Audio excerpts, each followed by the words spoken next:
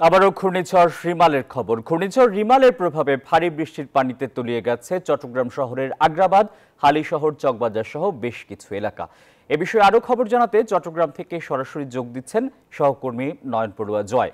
জয়, জলাবদ্ধতার চিত্র এখন কেমন দেখছেন?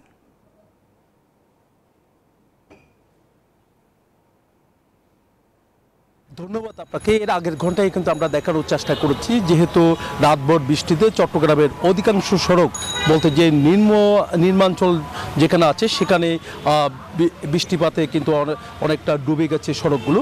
তবে এখন কিছুটা আমরা দেখছি বৃষ্টি থেমেছে, কোনো জায়গায় সড়ক থেকে পানি নামতে শুরু করেছে। আমরা দেখছি যে পাহাড়গুলো দেখতে পাচ্ছেন, পাহাড়গুলোতে কিন্তু যারা বসবাস করছে তাদেরকে সরিয়ে নেওয়ার চেষ্টা করছে। বৃষ্টিপাত এখনও আছে, তবে থেমে থেমে বৃষ্টিপাত হচ্ছে। চট্টগ্রাম আবহাওয়া অধিদপ্তর যেমনটা জানিয়েছেন কয়েকদিন পর্যন্ত এরকম বৃষ্টিপাত হবে, তবে আজকে সবচেয়ে বেশি বৃষ্টিপাত হতে পারে বলে তারা আমাদেরকে জানিয়েছেন।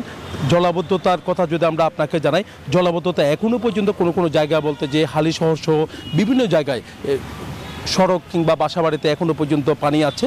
তবে আস্তে আস্তে নামতে শুরু করছে। যখন জোয়ার আসবে, আবারও যদি বৃষ্টি হয় তাহলে আবারও ভয়াবহ আকার রূপ নেবে বলে আমাদেরকে জানিয়েছেন স্থানীয়রা। তারা বলছেন জলাবদ্ধতা প্রকল্পের যে কাজ, সেই কাজটি যদি দ্রুতভাবে যদি কাজটা করা যেত তাহলে এই সমস্যা থেকে তারা রেহাই পেতে বলে আমাদেরকে জানিয়েছেন। এই ছিল আমার এখানকার সর্বশেষ। ফিরে যাচ্ছি সাভারে নাসমুলের কাছে।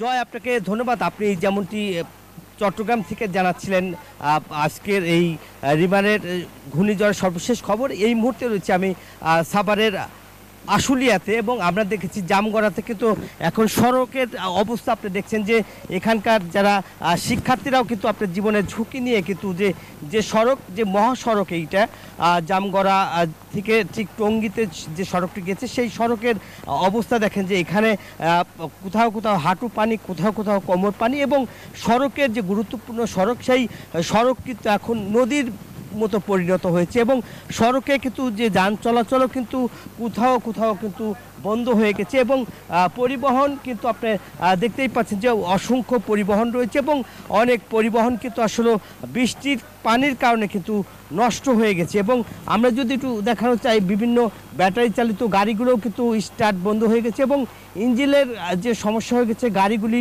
বিকল হয়ে কিন্তু যানজটের সৃষ্টি হয়েছে। আমরা যদি পরিবহন কিন্তু আপনার দেখতেই পাচ্ছেন যে বিভিন্ন পরিবহন কিন্তু সড়কে, যেহেতু বৃষ্টি, একদিকে বৃষ্টি, অন্যদিকে কিন্তু আপনার যে সড়কে জলাবদ্ধতার সৃষ্টির কারণে কিন্তু মূলত পরিবহন চলতে কিন্তু অসুবিধা হচ্ছে, এবং কোথাও কোথাও বড় বড় গর্ত রয়েছে, যার কারণে পরিবহন সেখানেই কিন্তু আটকে যাচ্ছে, এবং লোকজন কিন্তু বের হতে পারছে না। এই যে বৈরী আবহাওয়া, অর্থাৎ রিমলের কারণে যে ঘূর্ণিঝড়, সেই কারণেই কিন্তু মূলত এই সড়কের এই অবস্থা। এখন আমরা যদি আপনাদের দেখাই যে এখানকার যে পোশাক